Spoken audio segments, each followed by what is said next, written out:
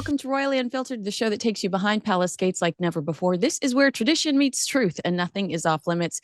This week, helping me tackle all the biggest headlines is world-renowned royal author Hugo Vickers and former press secretary to the late Queen Elizabeth II and King Charles III, the remarkable Dickie Arbiter. Thank you so much to the both of you for being here, because I imagine, based on the amount of royal news that has come out this week, you two are both very busy, and I just really appreciate you giving me some time. Dickie, can I start with you? Can you talk to me about what a historic day it's been with King Charles and Pope Leo? Well, it is historic. It's history in the making, and I think probably a bit of mending between the Catholic Church, of which Pope Leo the 14th is head, and King Charles III. He's Supreme Governor of the Church of England.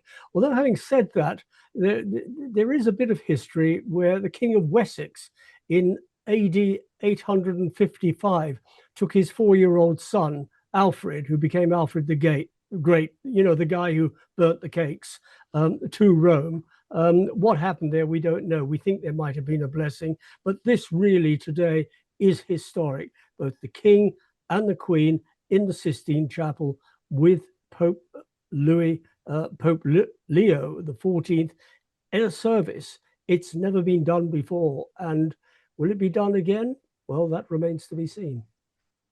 Hugo, I don't understand why I've seen some criticism about the king praying with Pope Leo. There have been some people that are irritated by this. Culturally, we've seen so much religious discrimination in the last few years. I welcome any sign of tolerance and unity. I think a curiosity and respect for other religions is a sign of compassion and intelligence. Are you seeing any pushback when it comes to the king's prayer with Pope Leo?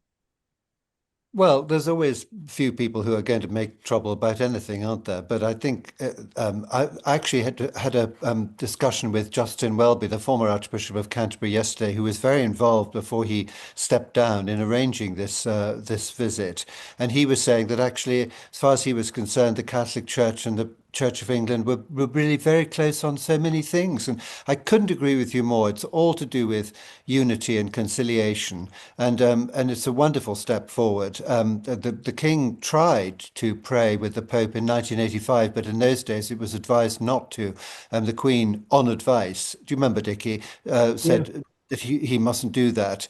But Edward VII went over to Rome, but he had to go as a kind of private individual, apparently. And then George V and Queen Mary did. The Queen, as Princess Elizabeth, went there, but none of them have ever actually knelt and prayed before. This is the big difference.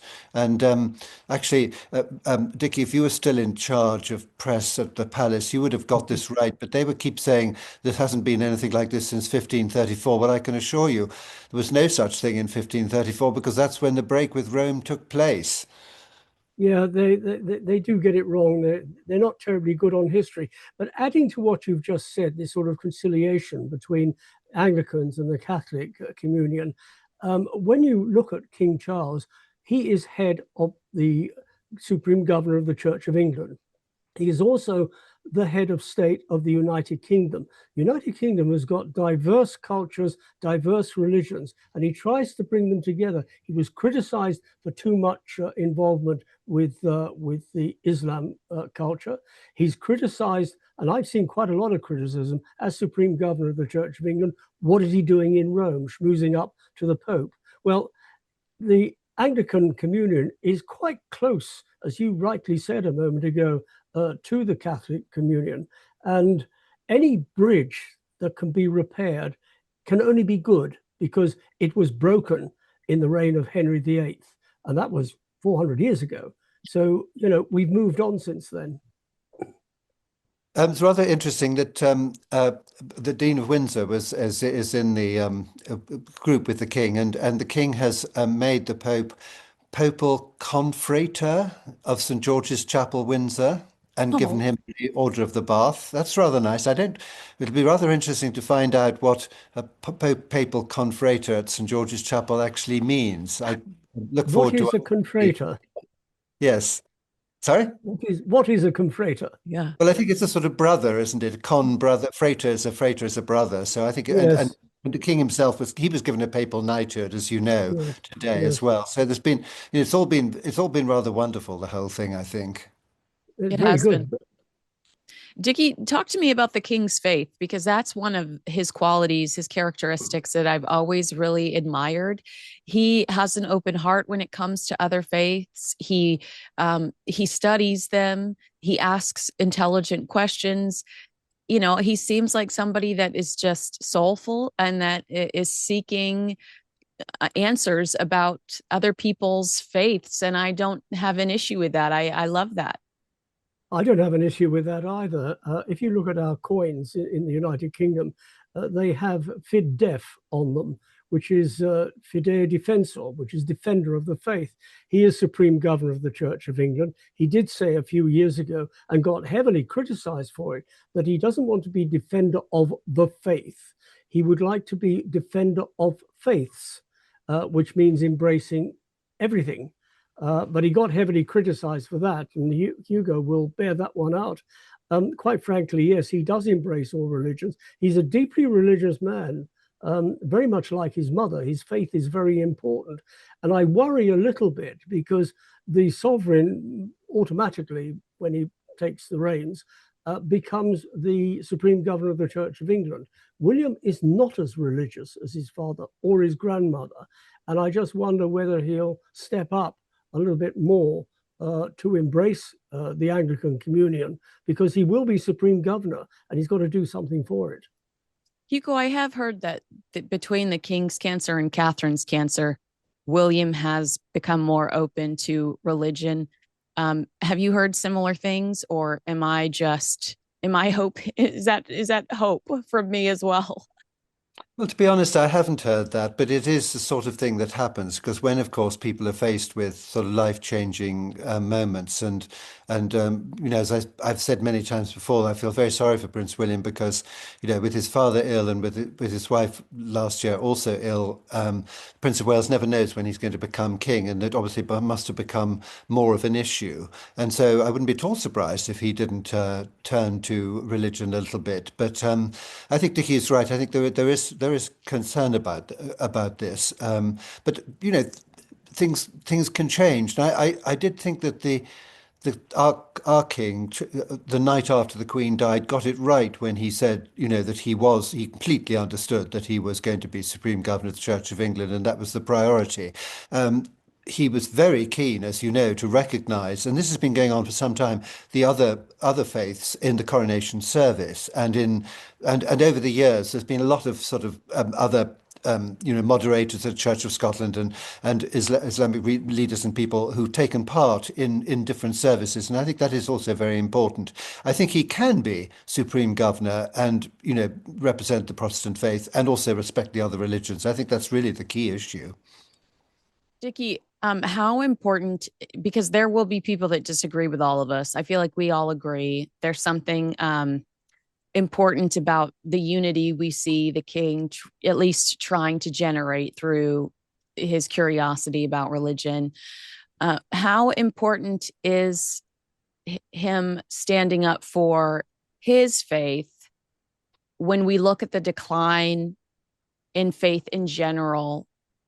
In both of our countries are seeing less people going to church and less people identifying as Christian or identifying as a specific religion. It's very important that he plays a role in the Anglican communion, but at the same time, he mustn't forget that he is head of state of the United Kingdom with its diverse cultures, with its diverse religions, and he does try to embrace all communities. It's a very difficult task given what is going on in the world today. You rightly say that there are fewer people going into churches, not just in the UK, but in the USA today.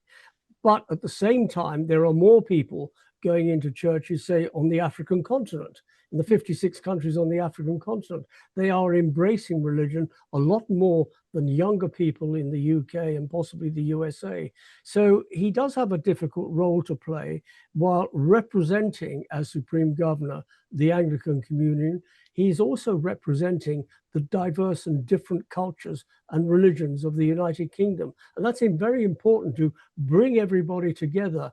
We're only different by the God that we pray to. We're no different otherwise. We are exactly the same. We're all human beings. We all pray to a religion of one sort or another, but we must come together and stop fighting.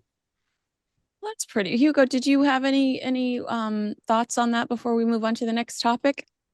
I completely agree with that. And actually, what's interesting was at one point I was looking at the sort of engagements that the king did in the first year of his reign, and he spent a lot of time going round to different religious groups, more so than the Queen used to do. I mean, you'll see if you looked in the court circular, you'll see him doing all sorts of things like that. So I think that quest for unity is really important.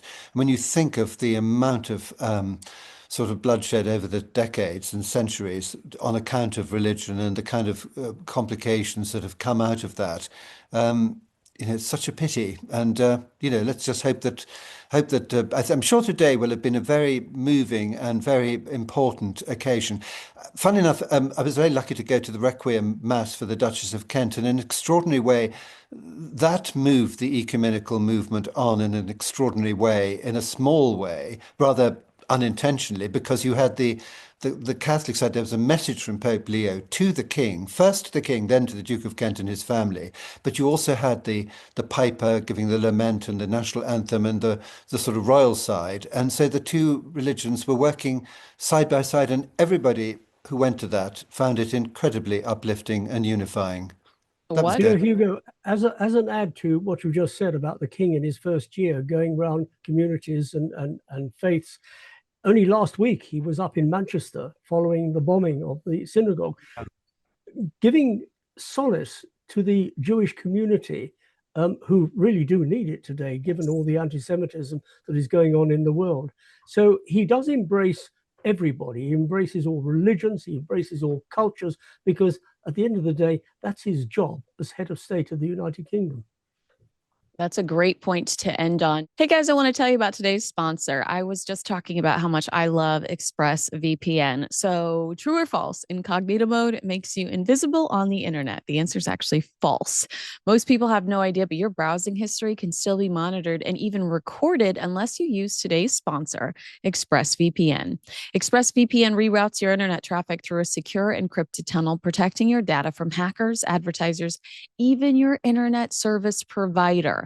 Depending on where you live, ISPs can actually be required to log your activity, or even worse, legally sell your browsing history. ExpressVPN makes sure that just doesn't happen. It also lets you change your online location so you can access geo-locked content on streaming platforms like Netflix, Disney Plus, and BBC iPlayer. With servers in over 100 countries, you can unlock thousands of new shows and movies from around the globe. Setup is simple, just one click to connect, and it works across all of your devices, phones, laptops, tablets, even smart TVs. Speeds are blazing fast, so you can stream in HD with zero buffering.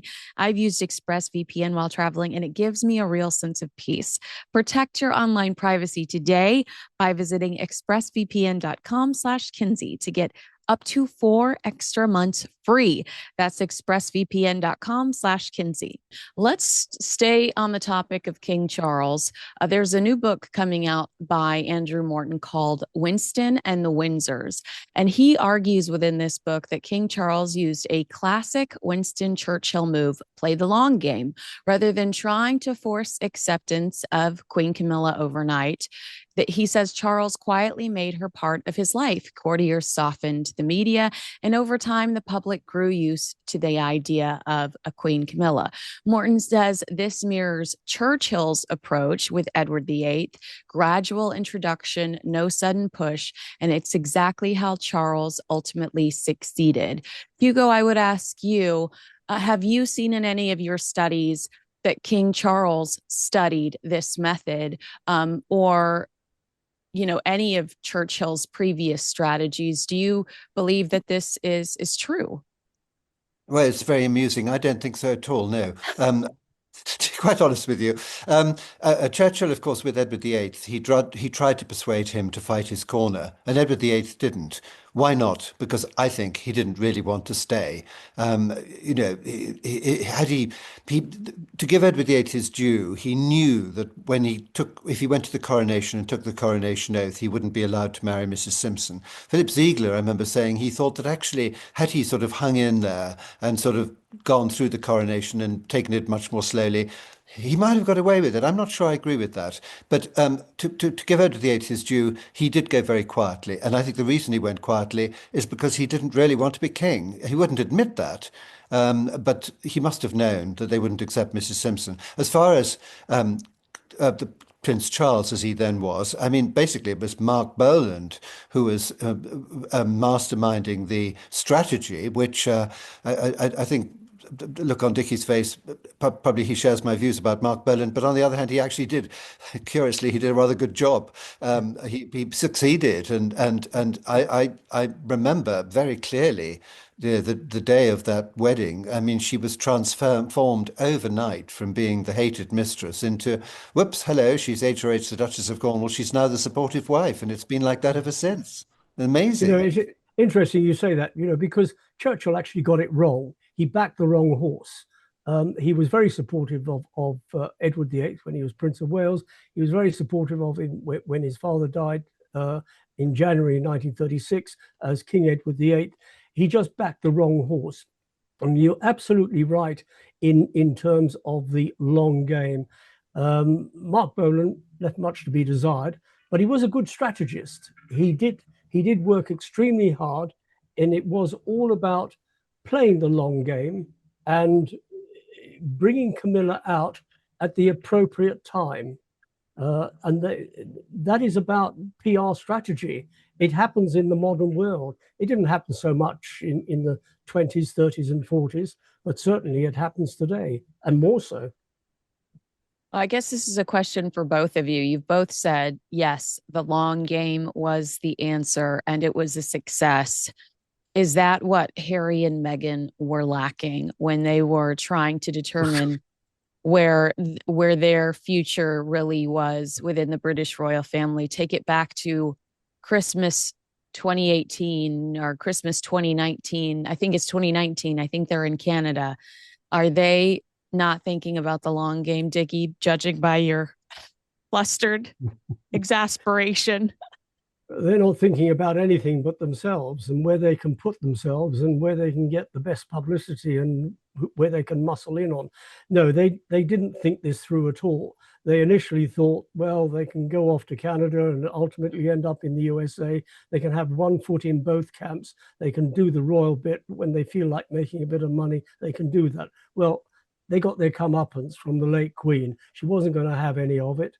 She'd already experienced that with Edward and Sophie. When they got married in 1999, Edward was in theatre and about to start a television production company. Sophie was a PR consultant, and she got caught in a sting in 2001. And Edward was being pilloried, quite frankly, by the TV networks in the UK for muscling in on their territory. And eventually both gave up their private jobs and became full-time royals. And late Queen had that experience, and she wasn't going to have it again with her grandson and his new wife. So she gave them the choice. They chose to go and have not made a terrific success since, because they've got PR people.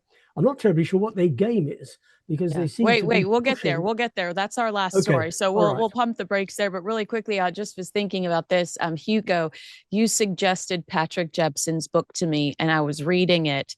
And there's a line at the beginning where he's talking about the end of his relationship with Diana. And honestly, I think it's around the end of her life. He said that she started to buy her own headlines. She started to believe her own publicity, and he felt like that was one of the downfalls. And I was like, oh my gosh, it's Harry and Meghan. It's Harry and Meghan Australia. It's Harry and do you think that that's true, that one of the I guess one of the turns, one of the transitions where everything starts to fall to pieces is Meghan and Harry loving those headlines that they're reading about themselves, how they are saving the monarchy. Yes, well, I remember Cecil Beaton writing about Truman Capote and saying he's beginning to believe the outpourings of his own PR officer. It's a big mistake to make. And the thing is that, to be quite honest, I think we've discussed this before, but I think Meghan Markle always had a plan. I don't think she ever really thought she was going to stay. I think what she wanted was what she's got, which was global recognition. She got it by marrying a prince of the United Kingdom, and she hiked him off to Canada and subsequently to the USA. He went willingly, of course. He doesn't look very happy as a result. But it's such a pity because they could have done so much for the Commonwealth. I mean, they were both interested in the Commonwealth. It seemed to be anyway. And he was very good at all that. So, yeah, the headlines, I mean, I don't know what they probably thought they could change the world on their own terms, and that doesn't work. I mean, what interests me, and this probably will be something of a long game, is when will the world's media actually get bored with them and stop reporting anything about them? Because at the moment, she has but to put on a white outfit in Paris in order Bed to get sheet. a bed, well, as you yourself did very effectively, I thought. Yes, I mean it's crazy. It's crazy. The Well, world's let's media are let not going to. uh, The world's media are not going to get tired because the world's media need to fill pages, mhm. and Oh dear. the Sussexes fill pages. But you're absolutely right. I don't think Meghan ever wanted to be a royal. She wanted to get married. It just so happened she married a duke. She got the title, and my goodness, has she played on that? That's Yeah. what I don't understand though, because I don't think she ever wanted to do the work, but I think she wanted the title because we're just going to go ahead and go to the Harry and Meghan part. We'll go back to Prince William. So we're just going to skip to Harry and Meghan real quick. But I don't see that these two standing for anything. I don't see there being a bigger objective than themselves. I can look at what Prince William and Catherine do and say early learning, children are really important to Catherine. The homeless crisis is really important to Prince William. Prince William is concerned about the environment. I look at everything Harry and Meghan do, and it's me, me, me, me, me. And Prince Harry might go stand on a stage in Japan or Singapore and talk about Travelist, but the private jet he used to get there negates the entire conversation he's having on that stage. So, Dickie, I do think you're right. Hugo, I agree with you that Meghan never wanted the job. But I feel like looking at everything she does, the only common theme throughout every random crazy business venture we've seen in the last 5 years is that she is the Duchess of Sussex. That defines her. And that is infuriating if you expect something from your royal family. Either one. Yeah. And because she is Duchess of Sussex, which is why everybody is going to her, they got the Netflix contract. Netflix really hadn't renewed the contract. They just want first choice. There's no money up front. Quite frankly, you're looking at two very talentless people. They get a humanitarian award for what? Um, I was asked this the other day, and I've just come back from Australia. And quite frankly, they were given the award because the organization that were presenting it to them need the publicity. If you get publicity, you get a lot of people giving money to that organization who are majoring on mental health, very important, and very important to develop it so that people know where to go and how to approach it and how to combat it. So you use a couple of high profile people and you get all the publicity in the world because here we are talking about it. Mm-hmm. And that's what they're used for. But I think most people are pretty tired of them because they're actually not achieving anything. And quite frankly, neither of them have any talent. It's just they're working on their titles. Who doesn't want energy, metabolic, immune, and skin support? Meet Peak, a luxury brand transforming wellness with the absolute best, rare, and precious plants, cutting-edge ingredients, and formulations rooted in traditional wisdom. Their science-backed botanicals, minerals, and supplements support sustained energy, metabolic function, immune health, radiant skin, making it easy to live each day with vitality. One of their newest essentials, the Deep Hydration Protocol, is a two-part drinkable skincare system that keeps your body and skin hydrated while promoting better sleep. Made without sugar, fillers, or artificial flavors, and crafted with natural ingredients for a clean spa-like taste you can feel good about. Daily use supports hydration, glowing skin, improved sleep, and sustained energy. In the morning, I use BT Fountain. That's their beauty electrolyte. And then at night, I'm reaching for RE Fountain, the calming electrolyte. It contains a gentle form of magnesium that helps put me to sleep, and I don't wake up groggy the next day. Wake up rested and stay hydrated all day. Get 20% off for life, a complimentary gift, and explore Peak's clean, pure ingredient products at peaklife.com/Kinsey. That's PIQUE life.com/Kinsey. This is hydration redefined. Try it and glow from the inside out. Now back to the show. Hugo, I sorry I didn't tease you with this question or this story before, but yesterday I saw Prince Harry and Meghan Markle have joined more than 700 public figures in calling for a ban on AI superintelligence due to safety concerns. I mean, Prince Harry is the same guy that took a call from two Russian YouTube pranksters that he thought were Greta Thunberg and her father, and proceeded to have a conversation where he was critical of President Donald Trump, distanced himself from his uncle, Prince Andrew. He's not the brightest bulb on the Christmas tree. Why would I care about what Prince Harry thinks about artificial intelligence? To Dickie's point, and you nodded, yes, these people invite the Harry and Meghan because they're high profile and they get them attention. But because they lack the credibility, doesn't it discredit or jeopardize the authority of these organizations or causes to have people like them attached to their cause? Well, I think Dickie's absolutely right that they do it because they get publicity for it, and I mean they're not the only organisation that has done that in the past. I mean lots of organisations give out awards to famous people and get attention in that way.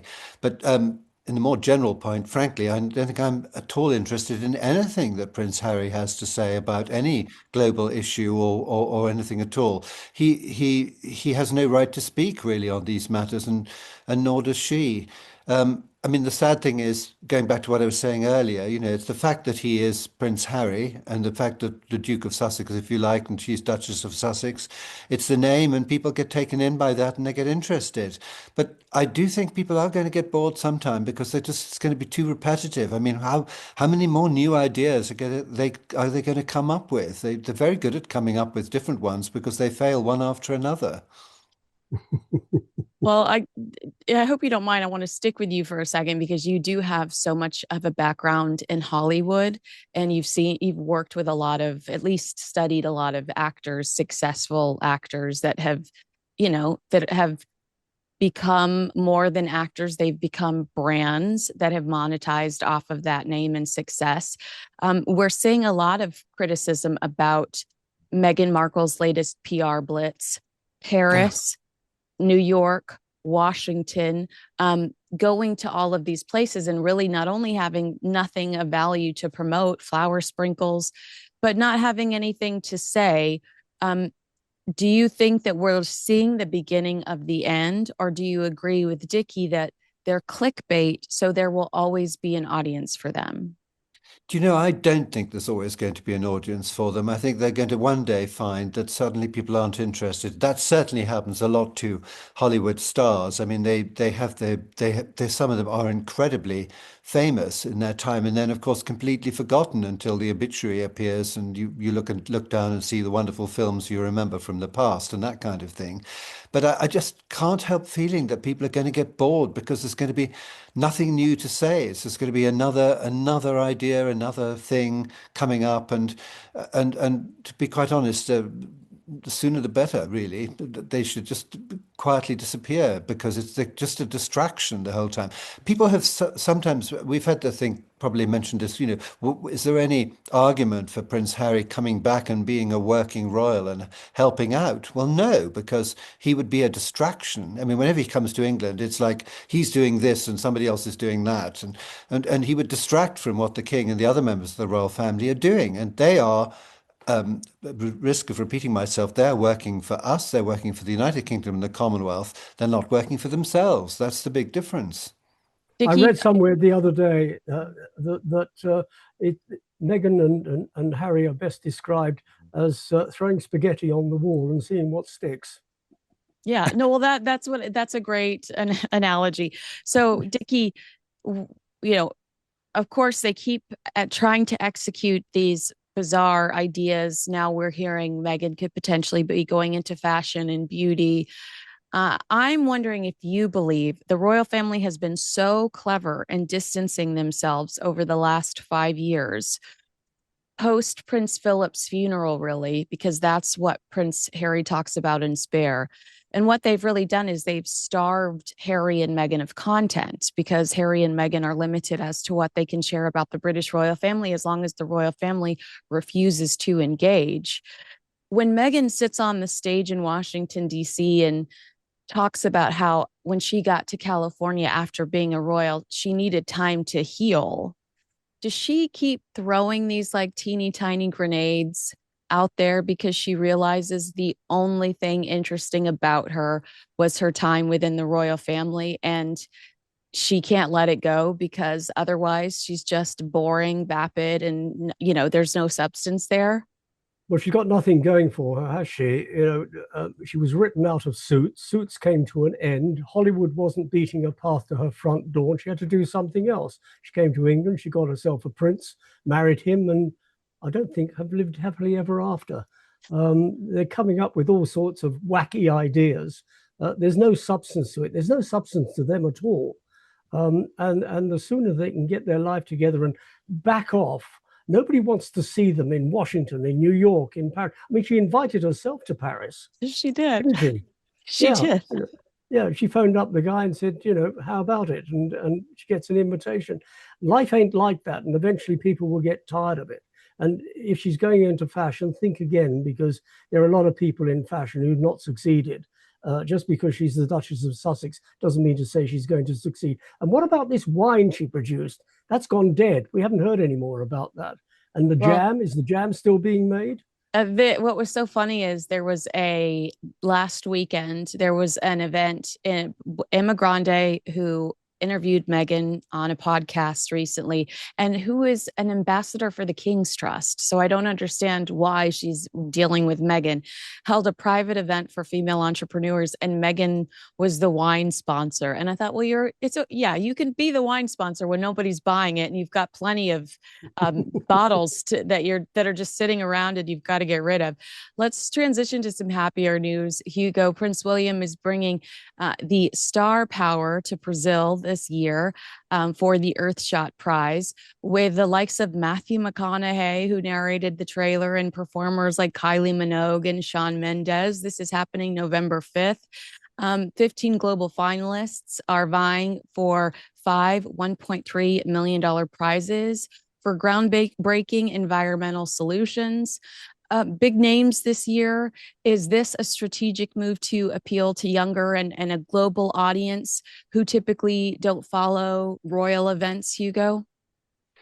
Well, the royal family have very often brought in stars to support them. I mean, again, the king, of course, has with the Prince's Trust had lots of stars supporting, and people, like. Are you talking about a royal knockout? Well, no, I'm not Just talking kidding. I'm talking about, but I mean, generally, they have a lot of ambassadors who are talented people, and I mean, to some extent, that's not totally different from those organizations wanting to give out awards. But on the other hand, if it brings attention, but at least this is something which is very constructive. Yeah. This is something really important, and this is something for other people. It's for the benefit of other people. It's not for the benefit of Prince William. I mean, he's put all this together, and good for him. That's really good, and it could well be that that's something which is going to be as big as the Prince's Trust and the other things, those sort of organizations, something that he'll be remembered for, because climate change and all these things are terribly important, and the environment. And that's something which, of course, his father and grandfather have sponsored and Prince Philip was onto that way back in the 50s even. Dickie, how might this event shape public perception of Prince William as a global leader, not just a future king? Because somebody in America might go, well, I don't have kings, but we do see polling in the States where Prince William outshines our political figures, people currently in office. So the palace is doing a really great job of creating his brand and his legacy. Well, quite frankly, William is creating his brand and his legacy himself. Yes, the palace is behind him, and there are the communications people behind him, but it's his initiative. And as soon as you start up an initiative, people want to be a part of it. You've got the celebrities joining in Brazil. You've had celebrities in other countries as well joining in. Hugo's absolutely right about the Prince's Trust. I remember years ago, Prince's Trust used to take about 100 youngsters to a holiday camp on the east coast of England, and they would do all sorts of tasks. They'd arrive sort of moody and disgruntled. They'd come out of lockup and under license to the Prince's Trust. But by the end of the week, they were all working together. And at the end of the week, Charles would arrive there, and there'd be celebrities there. One year there was Phil Collins, and Charles sat on Philip Collins's drums and beat out. I mean, it's pretty noisy, but he did it, and the kids loved it. Another year, Frank Bruno, the boxer, was there, and Charles sparred with him. The kids loved it. So it's about promoting an idea. Charles created this idea in 1976 when he left the Navy, the Prince's Trust. Now it's the King's Trust. William has created Earthshot. Earthshot, I hope, continues beyond its initial 10 years, because it is important, as Hugo says. We are, desperate about climate change. We're desperate about the environment. We're desperate about conservation. So it's a vehicle that William has got his teeth into.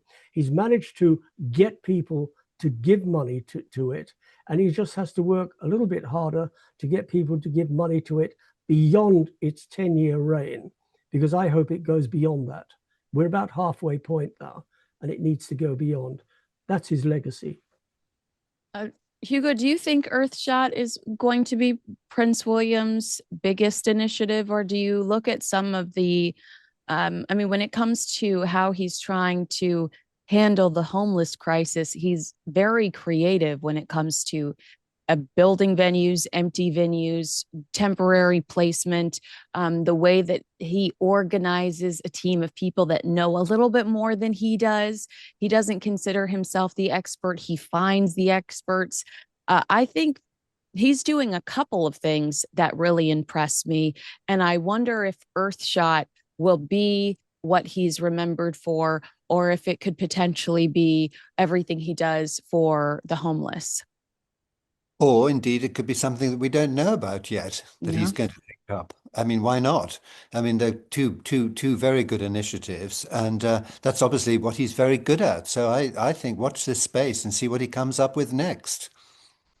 And when Dickie, when you look at King Charles has the King's Trust, he has the King's Foundation, he has multiple pursuits as well. Is the Prince's Trust / King's Trust going to be his most successful venture, looking at what he's done so far? I think undoubtedly it's got to be the most successful venture, because it started from scratch. It started with his £7,500 payout from the Royal Navy when he was demobbed, to speak. And he had this germ of an idea, and it's grown like Topsy. And here we are. We're talking about 1976, and here we are in 2025. So it's been going for a long time. It is successful with young people. It helps young people, those who are unemployed, to get them on the work ladder, the homeless. You know who I mean when I'm talking about Idris Elba. Yeah, Idris Elba, of course I do. Got a grant from the Prince's Trust to go to drama school. And they help people who need help financially. And it is a success. And it's one of those organizations that is success personified. The people that run it are professionals in what they do. They don't necessarily seek celebrities immediately unless it is for a specific project. You know, they don't burn their bridges. They don't sort of break the straw that breaks the camel's back. You know, you can use celebrities too much. Yeah. And you devalue the currency. They're not devaluing the currency. It's very much an important organization. It's a successful organization. And I hope it continues when one day Charles is gone and William takes over, that the King's Trust will continue. Because at the moment, we haven't got anything with Prince William as Prince of Wales other than Earthshot. That's well, what about Homewards UK? Is Homewards UK considered Homewards in a UK, different yes, category? That's on the domestic front. King's Trust is on the domestic front, but it's grown, it's big. Earthshot has grown, it is big. The homeless groups that Prince William is working very hard on behalf of, they're sort of the Cinderella organizations. You know, it's not the sort of thing that people run to go and help, because they look at the homeless. They say, yeah, well, I feel sorry for them, but there's not a lot I can do about it. So it's a hard grind for William. He's making a success of it, but it is hard work, because it's not, dare I say, on your program, it's not a sexy charity. It's a very depressing charity. And these people do need help. I do think it's the first time you've said sexy on this program, so thank you for that. Okay. Going back to what Prince Philip did with the Duke of Edinburgh's award scheme, that of course was a great success, and that has gone on, which Prince Edward takes it on. But there's one quite funny story, which I don't know if you know, that Prince Philip was in pursuit of a stag, and he spent a couple of days pursuing this stag in Scotland, and some youngsters came over the hillside, and the stag got away. And he went over and said, "Do you realize I've been chasing this stag for the last 2 days, and look what you've done? What on earth are you doing?" "We're all on an outward bound course from the Duke of Edinburgh's award scheme," they said. And I think he enjoyed that. That's so sweet. You were very polite, Hugo, in your language. I'm sure you didn't use the language you just used. Quite possibly not. And my favorite story about Prince Philip, somebody said to me that, you know, if Prince Philip said, you know, "What the devil do you think you're doing here?" that was his way of saying, "How extremely nice to see you." Oh, how cute. I love that. I always love Prince Philip stories. It does feel like there are some and you know, correct me if I'm wrong, but it does feel like there are some great initiatives that have been put in place thanks to the Prince and Princess of Wales that can keep their children busy, so that they don't end up like a God love her Princess Margaret or a Prince Andrew or a Prince Harry. They've created these structures where, if their children are passionate about it, hopefully there's a place for them to fall into and grow, and help grow Earthshot, Homewards UK, you know, the Early Learning Project, and get involved in Prince Philip's organization or the King's Trust. It feels like there's a stability being built right now. And I don't know if that was the ultimate objective, but I do look at it and see value in it going forward for Prince William's children if they do decide they'd like to be working royals. Yeah, these organizations were begun by the sort of generation, the King's generation. The generations before that really didn't go in for organizations like the Prince's Trust. Charles saw the deprivation in certain areas and came up with the idea. Prince Philip, from his days at Gordonston, he thought that there is something to be done for young people with his Duke of Edinburgh's award scheme. He was very instrumental after the war, when the government wanted to build on Greenbelt and on playing fields, and stopping them and saying, no, these are for people to exercise on, these are for people to have pleasure on, which is why we've got so many parks, why we've got so many playing fields for young people. So he was there right at the very beginning. But Princess Margaret wasn't terribly interested in really putting herself out. Yes, she did mechanically what she was told to do, but it's a generation like William and Catherine who are laying the ground for the next generation, for George, for Charlotte, for Louis. And Prince Edward, hopefully, with the Duke of Edinburgh's award scheme, is there for James. And maybe James will take it over. It needs a figurehead. And at the moment, there is no sign of a figurehead to take over from Edward when eventually he can no longer do it. Hugo? Well, it's a slightly different point, but I was musing on the fact that the Queen, Elizabeth II, had such a wonderful childhood for 10 years before she had to face the possibility that she would one day be becoming Queen. And so when you hear that, and sometimes people say that Prince William doesn't do enough, I think what he's doing is laying down, spending a lot of time with his children so that they do not have, and no one can accuse them of having had a dysfunctional childhood. I mean, they go to school runs, they go to school matches, they spend a lot of time with the children, as you know, and I think that's going to pay off big time. And I think that's really important. I think so. As far as if anyone ever says to me, is Prince William doing enough? I say, yeah, of course he can do plenty more when he becomes king. There's plenty of time for that. Spend the time making a good family home and bringing those kids up beautifully, which seems to be the case. And I think that'll pay off. As an add to that, Hugo, you talk about when the Queen, Princess Elizabeth, had a childhood. And then there were the years when she knew one day she would become queen. When she became queen, she wasn't able to devote time to her own children, to Charles and Anne. Post-coronation, away for 6 months, meeting them in Tobruk aboard Royal Yacht Britannia. Very difficult. And William didn't have that. He had a dysfunctional family. His father lived in Gloucestershire. His mother lived at Kensington Palace. And he didn't have both parents together all the time. So he's righting the wrong and in creating this family. And it is a togetherness family. You rightly say he takes them to school, she takes them to school, one or the other picks them up. Absolutely right. And the king is all for that. That's what he wants, because he didn't get his parents in the early days, and he regrets that. And he wasn't there all the time for his own children. Yes, the Queen was there for Andrew and Edward, but that was a different period. The hard work was over. The going away was over. Yes, they went away time and time again on royal tours, but they weren't 6 months. They were weeks rather than months. So William is doing absolutely right. And he is working hard, not forgetting that he might not be out on the road, but he is working behind the scenes. Exactly. Hugo, I'm so glad that Dickie said that, because there were reports here in the States that Prince William had taken some sort of swipe at his father during the Apple Plus reluctant traveler interview with Eugene Levy, when William says, "I'm not going to repeat my parents' mistakes." And I did not interpret it as an insult to his father. I interpreted it as a mature man who evaluated some of the things that he did not like and was going to just do things differently. And so I'm really glad that Dickie said, no, the king is happy for William to be with his children.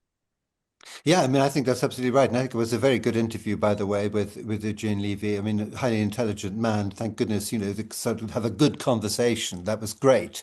And so no, I think that's right. And of course, the advantage of a hereditary monarchy is that each monarch comes along doing things differently. And people keep asking me, well, what sort of a king is William going to be one day? Well, the answer is, I don't know. He probably doesn't know either, but there's time enough for him to decide, and he'll do things differently, of course. And he's probably got a little bit of a plan up his sleeve, but it's all in good time, basically. Dickie, did you want to say anything before I wrap? No, I think Hugo said it all. William has got time. Let's not kill Charles off. He's doing pretty good. And exactly. We'd like him around for as long as possible. He has a cancer. He's having treatment once a week, but he's doing marvelously. He's going up and down the country. He's meeting all sorts of groups of people. He's in Rome. He'll be back from Rome. He'll be on the road again. He's got boundless energy. And as long as he's got that, and as long as he's got his good brain on his head, we've got a good king. Yes. And William will be a good king. but his time will come in due course. Very true. All right. Agree with us, disagree with us. Let us know in the comments below. Make sure you like, subscribe, and share this video with a friend. Dickie Arbiter, what a treat to see you. Hugo Vickers, thank you so much for your time today. And I see you both next week in real life. Wonderful. Can't wait. Flowers and chocolates. That's all I'm saying. Flowers and chocolates. Don't forget your tie. Don't forget your tie. It's right. It's right here. All right. Well, oh, wait, here it is. You've got to wear it. Okay. All right. Thank you so much for your time today. See you next week. Bye.